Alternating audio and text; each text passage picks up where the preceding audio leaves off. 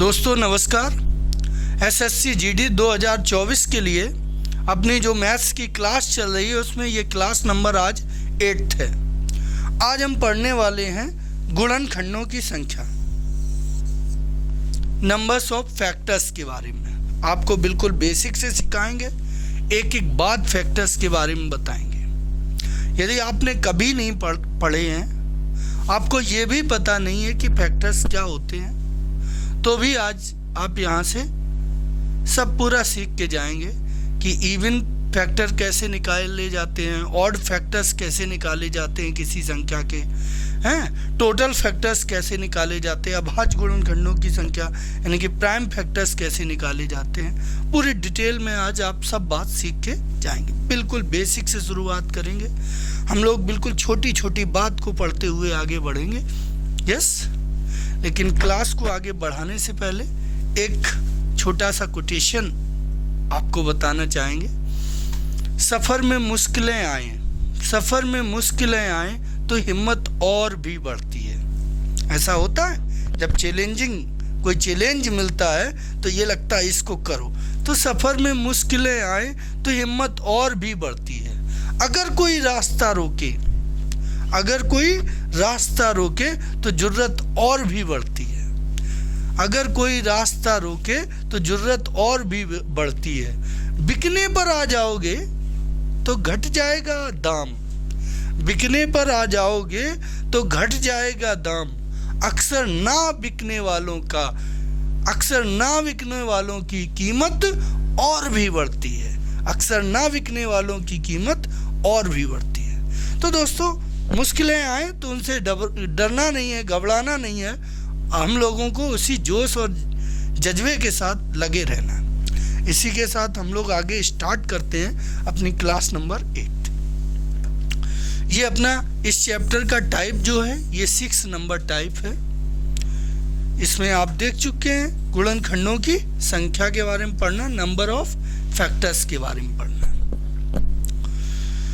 तो सबसे पहले हम बात करते हैं कि what is number of factors, क्या चीज है ये गुणनखंडों की संख्या, क्या चीज है, इसको जाने। तो जैसे कोई हम संख्या लेते हैं, एक हमने संख्या ले ली, मान लो 12 सपोज। अब हम कहें कि 12 के गुणनखंड क्या होंगे, हम कहें 12 के गुणनखंड क्या होंगे। तो गुणनखंड का मतलब ये होता है कि कौन कौन सी संख्याएं हैं जिनका भाग 12 में पूरा जाता है।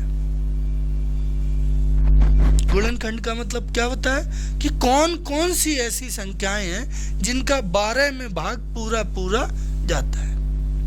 हम चेक करेंगे। शुरुआत 1 से किया तो हमने देखा 1 का भाग 12 में जाता है।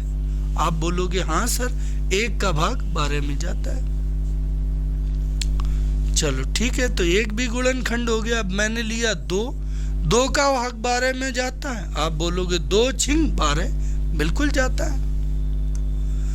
फिर 3, तो 3 चौको 12 3 में भी जाता है। फिर हम लेंगे 4, तो आप बोलोगे 4 तिया 12, तो 4 का भी भाग 12 में जाता है।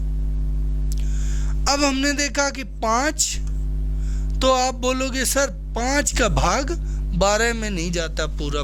5 दूनी 10, फिर 15 हो तो 5 तो नहीं होगा इसका गुणनखंड। फिर हमने देखा 6 का, तो 6 का जाता है। आगे आप बोलोगे 7 का सर नहीं जाता, 7 का भाग 12 में पूरा नहीं जाता। 8 का भी नहीं जाता। आगे फिर 12 का जाता है। किसका जाता? 12 का। 12 का भाग 12 में कितने बार? 12 एकम 12। तो ये जो संख्याएं हैं आपकी 1, 2, 3 और ये 4 और ये 6 और 12, ये सभी संख्याएं 12 के क्या कहलाएंगे? 12 के ये गुणनखंड कहलाएंगे। किसके गुणनखंड है ये? 12 के गुणनखंड कहलाएंगे। इनका नाम होगा फैक्टर्स। किसके फैक्टर्स? 12 के। ये 12 के फैक्टर्स। अब यदि हम 12 को नाम देना चाहें, 12 इनका क्या है, हम ये कहें ठीक है ये तो 12 के फैक्टर कहलाएंगे, अब हम कहें 12 इनका क्या है, तो 12 को गुणज कहोगे। क्या कहोगे? गुणज। इंग्लिश में इसको मल्टीपल बोलते हैं, मल्टीपल। तो 12 मल्टीपल है किनका किनका? इन सभी संख्याओं का। और 12 की ये सब क्या कहलाएंगे? गुणज। क्लियर है? बिल्कुल ऐसे कैसे कि ये मान लो ये है राजा दशरथ, राजा दशरथ, और ये है राजा राम। इनको तो सब जानते होंगे, दशरथ और राम को। तो दशरथ क्या कहलाएंगे? ये पिता कहलाएंगे किनके? राम के। राम के पिता कौन? दशरथ। लेकिन क्या राम कौन कहलाएंगे? तो राम कहलाएंगे पुत्र। राम दशरथ के क्या है? पुत्र। तो इन संख्याओं के ये क्या है? गुणज। इन संख्याओं का ये क्या है? गुणज।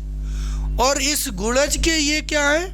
गुणनखंड यानी कि फैक्टर। मुझे लगता है ये अच्छे से समझ गए कि फैक्टर क्या होता है, गुणज क्या होता है। एक संख्या से और बताओ। हम चाह रहे हैं कि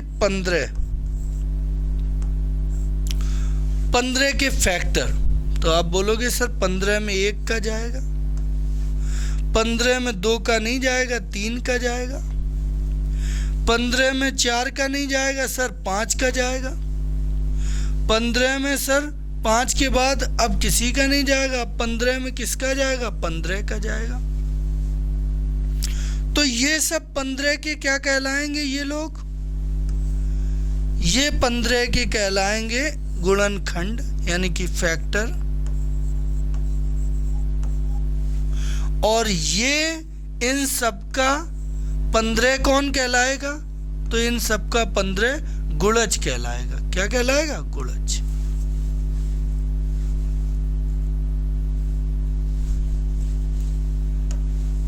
क्या कहलाएगा? गुणज। मुझे लगता है क्लियर हो गया होगा।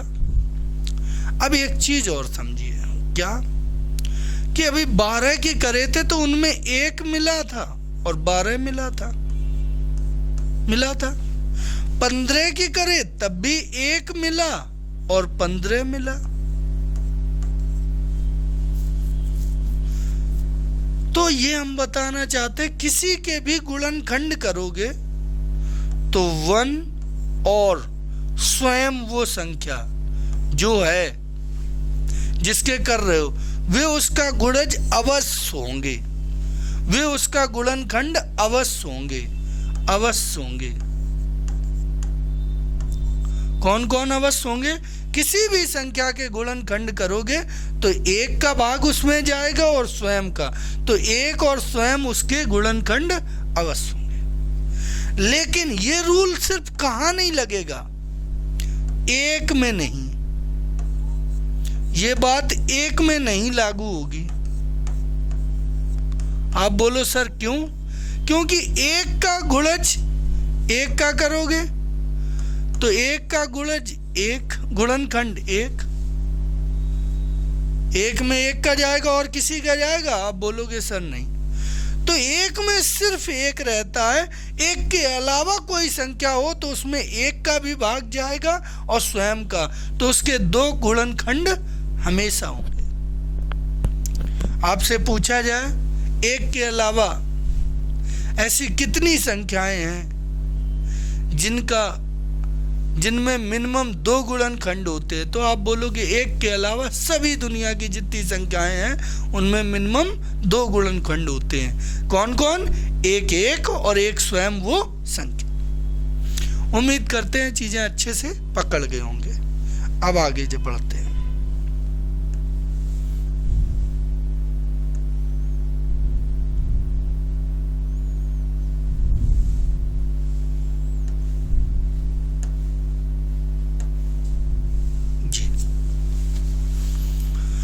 अब ये चीज समझिए,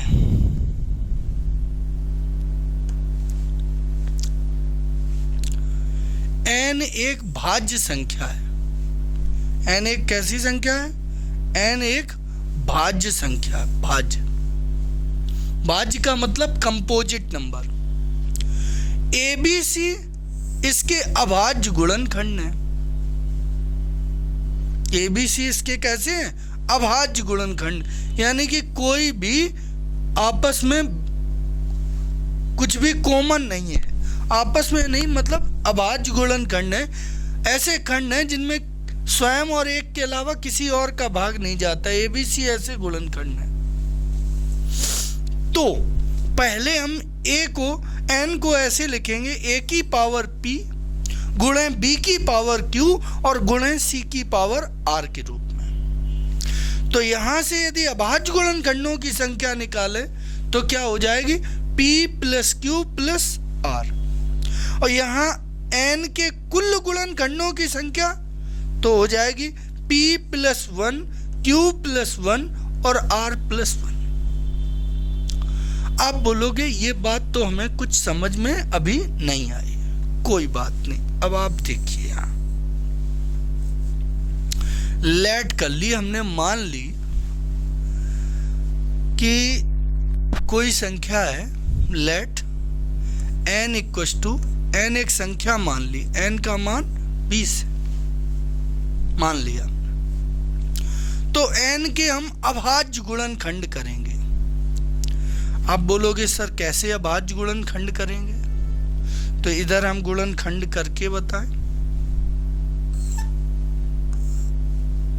20 के करो, 2 से करोगे 10, फिर 2 से करोगे 5, फिर 5 से करोगे तो 1। ये 2, 2, 5 ये गुणनखंड हो गए अभाज्य। का 2 में सिर्फ 2 का जाता है और 1 का जाता है, किसी और का नहीं जाता। 5 में भी 1 का और 5 का, ये अभाज्य संख्याएं हैं। तो हमने n के अभाज्य खंड कर लिए 2 गुणे 2 गुणे 5। अब क्या बोल रहा है? इनको पावर में लिखो। कैसे लिखो? पावर में अभाज्य गुणनखंड। तो 2 2 2 बार है, तो 2 की पावर 2 गुणे 5 की पावर कितनी? 1। इस रूप में लिख गए। हमसे पूछा जाए प्राइम फैक्टर्स की संख्या, नंबर ऑफ प्राइम फैक्टर, अभाज्य खंडों की संख्या, प्राइम फैक्टर्स, अभाज्य गुणनखंडों की संख्या हमसे पूछे तो सीधे जो ये पावर होती हैं, p q r पावर में आए थे, तो यहां जो पावर में आए वो जोड़ दो। तो 2 प्लस 1 बराबर कितना हो गया? 3। तो बेटा अभाज्य खंडों की संख्या आपसे पूछी जाए तो 2 प्लस 1 तो कितना हो जाएगा? 3। अब तुमसे पूछी जाए कि कुल गुणनखंडों की संख्या, जैसे हम n के पूछे कि 20 के कुल गुणनखंड, नंबर ऑफ टोटल, कुल को क्या कहते हैं? टोटल। टोटल फैक्टर की बात करें हम, टोटल फैक्टर, तो क्या करोगे? पूरे पावर जो है उनमें एक एक जोड़ के गुणा करना है। जैसे यहाँ पावर 2 है तो 2 प्लस 1, फिर गुणा का निशान। यहाँ पावर कितनी है? 1, तो 1 प्लस 1, तो ये कितने हो गए? 3 गुणे 2, तो 2 6। तो टोटल गुणनखंड कितने हो गए? तो टोटल गुणनखंड 6 हो गए और अभाज्य गुणनखंड कितने हो गए? 3 हो गए। आप कहो कि सर ये सूत्र से ही आ सकते हैं क्या, और नहीं निकाले जा सकते? तुम वैसे निकालो, हम प्रूफ कर रहे हैं, एक बार तुम्हें स्पष्ट कर रहे हैं कि कैसे।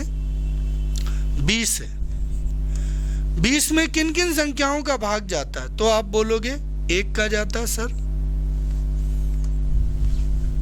आप बोलोगे सर 2 का जाता है, सर 3 का नहीं जाता, सर 4 का जाता है, 5 का जाता है सर, 6 का नहीं जाता, 7 का नहीं जाता सर, 10 का फिर आगे जाएगा और फिर सर 20 का जाएगा। तो आप टोटल गुणनखंड इसके गिनिए, 1 2 3 4 5 6। तो बेटा 6 ही तो टोटल गुणनखंड आए हैं आपके, नंबर और फैक्टर 6 ही तो आए।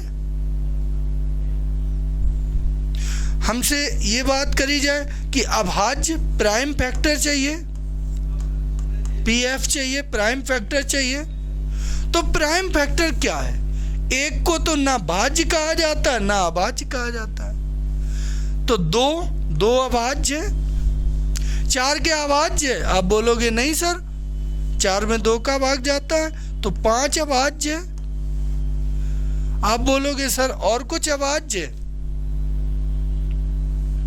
तो अभाज्य फैक्टर और कौन है इसका? 3 आ रहे हैं, 3 आने चाहिए, तो 5 है। अच्छा हाँ, अभाज्य फैक्टर करेंगे तो अभाज्य फैक्टर ऐसे नहीं, ये फैक्टर्स है, ये अभाज्य फैक्टर नहीं, सॉरी ये फैक्टर्स हैं। अभाज्य फैक्टर देखे जाएंगे इसके तो 2 बार 2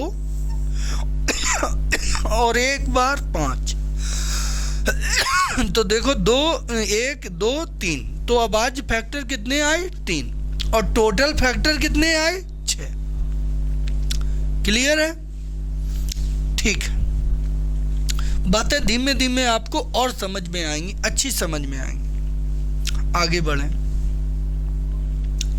यहां पे कह रहा है यदि ए समभाज्य और बी और सी विषम अभाज्य है। एक सम संख्या है, सम अभाज्य और बीसी विषम अभाज्य हो, तो उसमें कैसे खंड और निकलेंगे? तो सम गुणनखंड भी निकलेंगे और विषम गुणनखंड भी निकलेंगे। पेन का कलर बदलना चाहिए।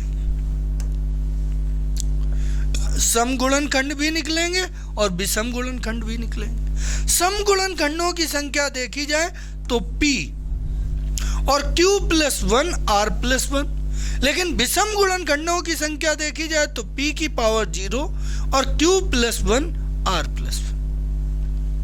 आपको सर ये बात तो मुझे नहीं समझ में आई, चलो फिर बताते हैं। जैसे अपनी संख्या n है, n बराबर हमने 24 लिया। अब इसके तुमने कौन कौन गुणनखंड समझे? एक तो प्राइम फैक्टर्स पीएफ ये निकालने होते हैं, एक टोटल फैक्टर्स कुल गुणनखंड टीएफ ये निकालने होते हैं, एक सम की बात हो रही तो इवन फैक्टर्स, और एक विषम की बात हो रही तो ऑड फैक्टर्स। तो इन 4 की बात होती है, prime factors, total factors, even factors, odd factors. तो अब की बार हम इन चारों निकालेंगे इस 24 के। कोई हमारी संख्या है, हमने लेट कर ली कि संख्या हमारी n बराबर 24 है, तो इसके हम चारों तरफ के गुणनखंड चाहिए हमें। Prime, number of prime factors, number of total factor, number of even factor, number of odd factors. तो फर्स्ट ऑफ ऑल इसको ऐसे फैक्टराइज करोगे 24 को, तो 2 से तो 12, 2 से बाबू 6, 2 से तो 3 और 3 से तो 1। देखते जाओ किस किस से कट रहा है, काटते जाओ। 2 से 24 12 बार, 2 से फिर 6 बार, 2 से फिर 3 बार, 3 एकम। तो इसके फैक्टर्स कितने हो गए? 2 2 3 बार। तो कैसे लिखोगे? 2 की पावर 3 गुणे 3 की पावर कितनी? कुछ नहीं तो 1। सबसे पहले हम स्टार्ट करते हैं NPF, number of prime factor, अभाज्य गुणनखंडों की संख्या। कौन सी? अभाज्य गुणनखंडों की संख्या। इसमें हमने क्या बताया था कि फॉर्मूला क्या था? अभाज्य में, प्राइम फैक्टर्स में अभाज्य गुणनखंडों की संख्या। तो आप बोलोगे सर P + Q + R, सीधे पावर जुड़ जाती है, तो यहाँ सीधे पावर जोड़ेंगे तो 3 सही है 3 + 1 तो कितना हो गया? 4। आप कहो देखें 4 है तो 1 2 3 4। सोचोगे सर ऐसे काहे करेंगे, फिर तो हम 24 के ऐसे निकाल लिए, ऐसे गिन लिया करेंगे। सर जी ये तो तुम गिन सकते हो, कोई बात नहीं, लेकिन आगे की ये जो है टोटल और ये नहीं गिन सकते, ये सिर्फ छोटी संख्याओं में ही गिन सकते हो। जब यहाँ 24 की जगह तुम्हारा 14,004 तो होगा ना, तब आपके बस में नहीं होगा कि आप ऐसा करके और टोटल नंबर ऑफ फैक्टर गिन लो और इवन गिन लो, ऑड गिन लो, नहीं गिन सकते। इसलिए इन नियमों की जरूरत पड़ेगी। अब नंबर ऑफ टोटल फैक्टर्स यदि बात करें तो पावर्स में क्या करते हैं, टोटल फैक्टर्स के लिए कुल गुणनखंड, तो उनके लिए क्या बताया था पीछे वाली स्लाइड में कि p+1 गुणे q+1 और गुणे r+1। जितनी संख्याएं r तक हो तो r+1, और आगे हो तो और आगे, कम हो तो pq हो तो 2 ही ले लो, ऐसे। तो यहाँ पे करोगे 3+1 गुणे 1+1, तो ये 3 1 कितने हो गए 4 गुणे 2, तो 4 दूनी 8। नंबर ऑफ इवन फैक्टर की बात करें, इवन फैक्टर सम, इवन मतलब ये सम और ये कुल और ये अभाज्य और ये कैसा है विषम। तो नंबर ऑफ इवन फैक्टर्स की बात करेंगे तो क्या करोगे आप, इवन में जो सम होता है, ए जैसे सम थी, तो जो सम होता है सम, उसकी पावर जो p होती है उसमें 1 नहीं जोड़ते, और जो विषम वाले होते हैं उनमें 1 जोड़ के तब गुणा करते हैं। तो यहाँ सम कितना है 3, यहाँ देखो 3 सम है, सॉरी 2 सम है, 2 पे पावर 3 है तो ये ऐसी रहेगी, गुणे ये विषम है तो विषम की पावर में 1 जोड़ते हैं तो 1+1, तो कितना आ गया 2 दूती 6। तो सम गुणनखंडों की संख्या कितनी हो गई 6। अब नंबर ऑफ ऑड फैक्टर देखें विषम की, तो विषम के लिए क्या करोगे, क्या सूत्र है कि सम वाले की पावर 0 मानी जाती है, जो सम संख्या होती है उसकी पावर को 0 चढ़ा देते हैं, और जो विषम वाली संख्याएं होती हैं उनकी पावर में 1 1 जोड़ के तब गुणा। तो यहाँ सम संख्या 2 थी, 2 की पावर 3, तो 3 पे क्या लिखोगे 0 गुणे, यहाँ विषम की पावर कितनी है 1, तो 1+1, किसी की पावर 0 हो उसका मान 1 माना जाता, तो ये 3 की पावर 0 तो ये 1 हो गया, गुणे 1 1 2, 2 1 2। तो देखो आपके ये 3 आंसर आए, कितने आंसर आए आपके 3, सॉरी 4, चारों आंसर आ गए। एक तो ये आ गया आपका 4, नंबर ऑफ प्राइम फैक्टर्स तो कितने निकले 4, टोटल फैक्टर देखे गए तो कितने निकले 8, इवन फैक्टर देखे गए तो कितने निकले 6, ऑड फैक्टर्स देखे गए तो कितने निकले 2। तो इस तरह से आपके सभी प्रकार के गुणनखंडों की संख्या आपने निकालना सीखा। एक छोटी सी संख्या के 24 छोटी संख्या है, इस छोटी संख्या के आपने चारों तरह के गुणनखंडों की संख्या निकालना सीखा। पहले के लिए अभाज्य के लिए जो पावर्स आती है सबको जोड़ दो, टोटल गुणनखंडों के लिए सबकी पावर में 1 1 जोड़ के तब गुणा कर दो। विषम सम वाले के लिए क्या करना है कि जो सम संख्या हो उसकी पावर वैसी रखो, विषम वालों की पावर में 1 1 जोड़ के गुणा कर दो।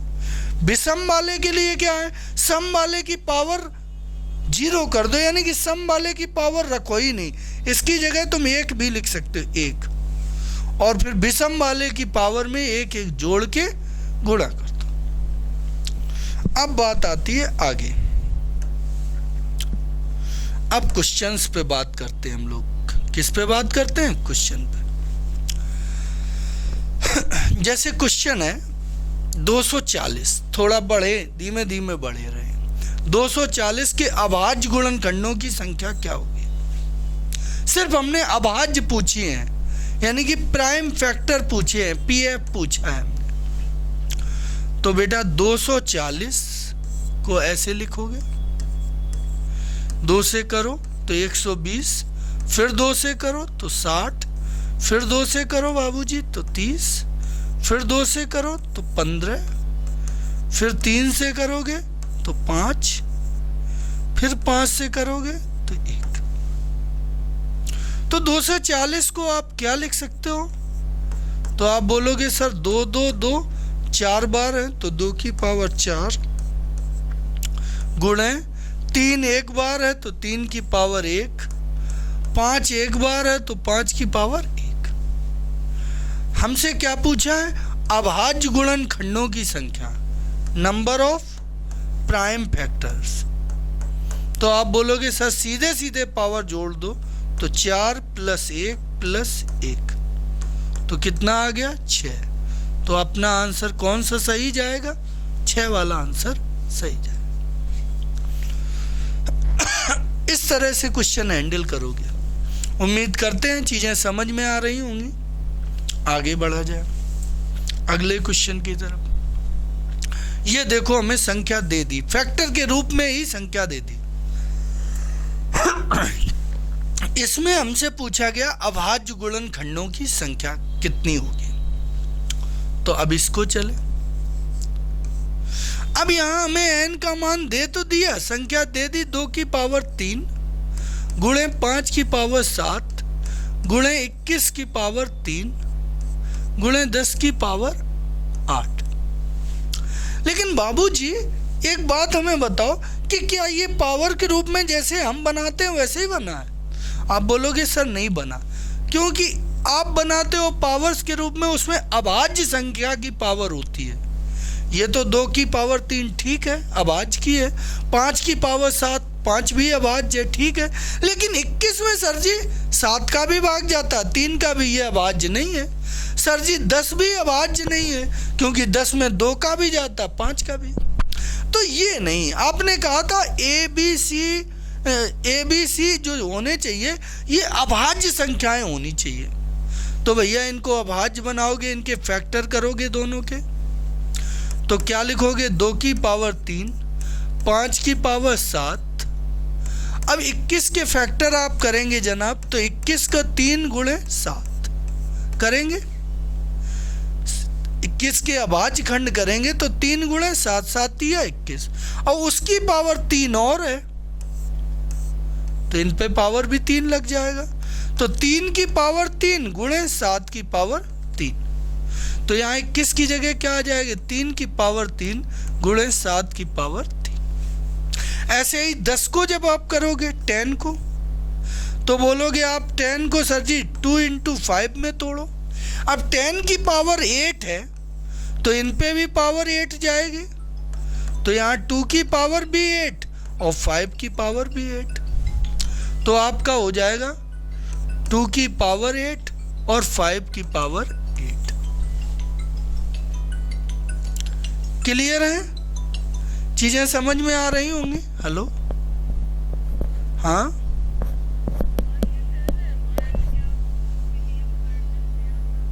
ओके ठीक। तो ये आप करेंगे, तो यहाँ पे क्या लिखे गए? 2 की पावर 3 और ये 2 की पावर 8, तो 2 की पावर 11 हो गया, 8 3 11। यहाँ 5 की पावर 7 और 5 की पावर 8, तो 8 7 15। जब ये आधार समान होते हैं तो पावर जुड़ती है, तो 15। अब यहाँ पे 3 की पावर 3 और बचा आपका 7 7 की पावर 3। अब ये सही से खंड हुए। अब ये इस संख्या के ये प्राइम यानी कि अभाज्य संख्याओं की पावर के रूप में अब हुए ये। अब तुमसे नंबर ऑफ प्राइम फैक्टर्स चाहिए, नंबर ऑफ प्राइम फैक्टर्स यानी कि अभाज्य गुणनखंडों की संख्या। तो उसके लिए मैंने क्या बताया था? पावर सीधे सीधे जोड़ दो, 11 + 15 + 3 + 7। ठीक है, तो ये कितने हुए? 7 3 10 15 10 25 25 और 11 36। तो आपका आंसर 36 यानी कि सी वाला आंसर आपका सही है। कौन सा सही है? सी वाला आंसर आपका सही है। उम्मीद करते हैं ये बिल्कुल समझ में आ गए होंगे। इसको हटा दो, इसको ज़्यादा डिटेल में बताए, ये चीज़ हटा सकते हो तुम। तो ये इतना हो गया था आपका। ठीक है, आगे बढ़ते हैं। अब कह रहा 100 के, क्या कह रहा है? 100 के सभी गुणनखंडों की संख्या ज्ञात करो। अब यहाँ आवाज नहीं पूछा, टोटल पूछा 100 के। आप बोलोगे सर ठीक है 100 के फैक्टर कर लेंगे, n बराबर आपका 100 है। तो 100 के आप खंड करोगे तो आप कैसे करोगे? 100 के 2 से 50, 2 से 25, 5 से 5, 5 से 1। तो आपके खंड कितने हो गए? 2 2 2 बार है तो 2 की पावर 2, गुणे 5 5 2 बार तो 5 की पावर 2। क्लियर है? 2 2 2 की पावर 2, 5 5 2 बार 5 की पावर 2। ये खत्म कर दो। तो यहां से अब टोटल फैक्टर पूछिए, total number of total factor. Total के लिए क्या होता है? हमने बताया था पावर में एक एक जोड़ के तब गुणा। तो 2 1, 2 में 1 जोड़ो 3, और 2 में 1 जोड़ो 3, तो 3 त्रिका 9। तो आपका आंसर कौन सा सही है? 9 सही है। क्लियर है? आगे बढ़ते हैं। कहा गया 360 के समगुणन खंडों की संख्या। कौन से? सम वाले। तो पहले 360 के फैक्टर करेंगे। n बराबर हमें दिया है 360। क्या दिया है n का मान? n का मान दिया 360। तो 360 के खंड कर देंगे। तो पहले 2 से भाग देंगे 180 आएगा, फिर उसको 2 से भाग देंगे तो 90 आएगा, फिर 2 से भाग देंगे 45 आएगा, फिर 45 को 3 से भाग देंगे 15 आएगा, 15 को 3 से भाग देंगे तो 5 आएगा, 5 एकम 5। तो कितने हो जाएंगे 360 के? तो 2 की पावर 3 गुणे 3 की पावर 2 गुणे 5 की पावर 1।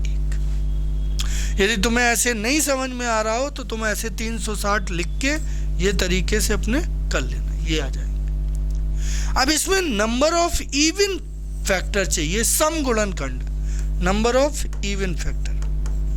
इवन के लिए हमने क्या बताया था कि इन 3 संख्याओं में 3 या 3 से अधिक संख्याएं हो, उनमें जो सम संख्या होती है उसकी पावर पे 1 नहीं जोड़ते हैं। तो यहाँ 2 सम है और ये 3 और 5 विषम है। तो 2 की पावर 3 है तो वो 3 ही रखेंगे, उसमें 1 नहीं जोड़ेंगे। गुणे इनमें 1 जोड़ेंगे तो 2 में 1 जोड़ दो, गुणे 5 की पावर 1 इसमें भी 1 जोड़ दो। तो ये कितने हो गए? 3 गुणे 3 गुणे 2। तो 3 त्रिका 9 दूनी 18। तो आपका 18 यानी कि सी वाला ऑप्शन सही हो जाएगा। 360 के सम गुणनखंडों की संख्या कितनी होगी? तो आप बोलोगे सर 18। चीजें क्लियर हो रही होंगी, मुझे लगता है एक एक बात समझ में आ रही होगी। नेक्स्ट, और यदि समझ में आ रही, खूब अच्छे से समझ में आ रही, तो भाई लाइक जरूर कर दो, और हमारे चैनल पे यदि नए हो तो चैनल को सब्सक्राइब भी कर लो, और चाहते हो कि आपके दोस्तों का भी भला हो तो शेयर भी कर दो। ओके, चलते हैं आगे। अब ये क्वेश्चन है 180 के विषम गुणनखंडों की संख्या क्या होगी? अब की बार ऑड वाले पूछे गए, ऑड विषम। तो बेटा 180 n बराबर हमारी संख्या कितनी है? 180। इसके ऑड निकालने तो पहले फैक्टराइज करो। तो आप बोलोगे सर 2 से करोगे तो 90 आएगा, फिर 90 को 2 से करोगे तो 45 आएगा, 45 को सर 3 से करोगे तो 15 आएगा, 15 को सर 3 से करोगे तो 5 आएगा, 5 का 5 आएगा। तो 2 की पावर 2 गुणे 3 की पावर 2 गुणे 5 की पावर 1। इसमें हमें कैसे चाहिए? Number of odd factors, odd वाले फैक्टर्स चाहिए। फुल फॉर्म है नंबर ऑफ ऑड फैक्टर, हम शॉर्ट में लिख देते हैं नंबर ऑफ ऑड फैक्टर्स। तो आपको यहाँ क्या बताया था कि ऐसे में सम वाले की पावर या सम वाले अंक को नहीं लेते। दो देखो सम है तो उसकी पावर या उससे कोई मतलब नहीं। विषम वाले में एक एक जोड़ के पावर में तब गुणा, तो 2 में 1 जोड़ दो 3, और 5 में ये 1 में 1 जोड़ दो 2, तो 3 दूनी 6। आप बोलोगे सर आंसर कितना है इसका? 6 आंसर है। क्लियर है? ये भी समझ में आ गया। आगे बढ़ते हैं। ये देखिए, ये जबरदस्त क्वेश्चन है। 30 की पावर 15, 22 की पावर 11 और 15 की पावर 24 के अभाज्य गुणनखंडों की संख्या, प्राइम फैक्टर्स पूछे गए। नंबर ऑफ प्राइम फैक्टर्स, अभाज्य गुणनखंड पूछे गए। तो बेटा यहाँ पे हम n बराबर हमने ले तो लिया कितना? 30 की पावर 15 गुणे 22 की पावर 11 गुणे 15 की पावर 24। लेकिन अब 30 नहीं काम चलेगा। क्यों? क्योंकि 30 अभाज्य नहीं है। 30 कैसी है? भाज्य। 30 में भाग जाता है तो किसका किसका जाता है? तो 2 का। आप बोलोगे सर 2 का जाता है, 2 का 15 बार, ठीक। फिर 15 आएगा, फिर 15 में 3 का जाएगा सर 5 बार, फिर 5 आएगा तो 5 का 5। तो 30 के फैक्टर कितने होंगे? तो 30 के फैक्टर होंगे 2, 3, 5, और सब पे पावर 15 है। 30 पे पावर 15 है तो सब पे पावर 15 मानी जाएगी। 15 15। अब इसके 22 के करें हम, तो 22 को कैसे?